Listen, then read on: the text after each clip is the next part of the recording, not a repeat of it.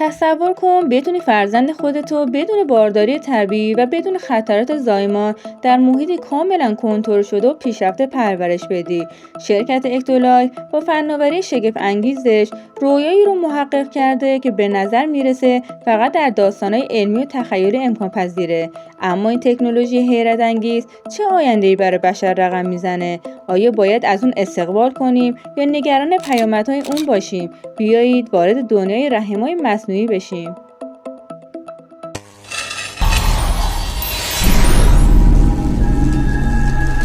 رحم مصنوعی شرکت اکتولایف یک فناوری نوآورانه است که با هدف ایجاد محیطی مصنوعی برای رشد و پرورش جنین خارج از بدن انسان طراحی شده. این فناوری پیشرفته یکی از دستاوردهای مهم در حوزه بیوتکنولوژی و مهندسی زیستی به شمار میاد و وعده تغییرات بنیادین در فرآیندهای مرتبط با بارداری و زایمان رو میده.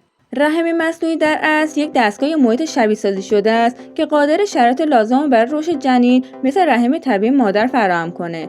این دستگاه شامل یک محفظه شفاف و استریله که مایع مشابه مایع آمونیوتیک در اون وجود داره. جنین در این محیط به صورت کنترل شده تغذیه میشه و اکسیژن و مواد مغذی لازم از طریق یک سیستم پیشرفته به اون منتقل میشه. با کانال آکادمی دانستنی همراه باش و روی دکمه سابسکرایب و زنگوله کلیک کن و برای حمایت از ما ویدیو رو لایک کن.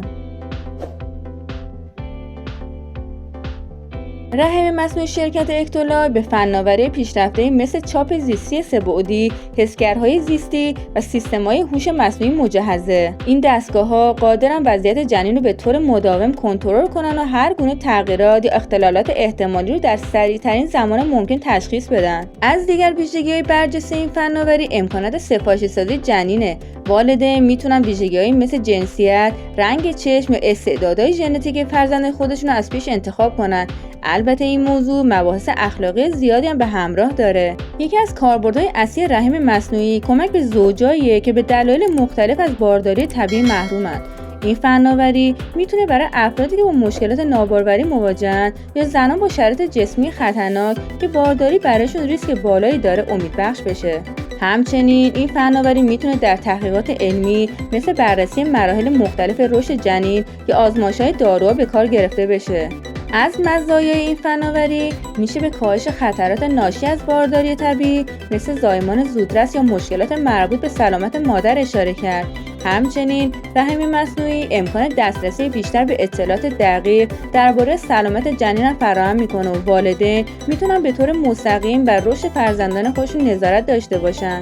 با وجود تمام خوبی‌ها، فناوری رحم مصنوعی چالش زیادی هم نیز به همراه خودش داره.